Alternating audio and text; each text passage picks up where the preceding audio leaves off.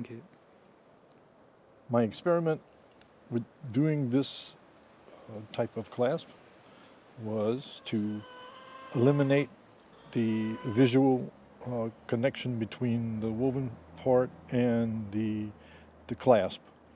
Um, the the woven part is essentially flexible to a certain extent, so I wanted to make the clasp functional with this woven action.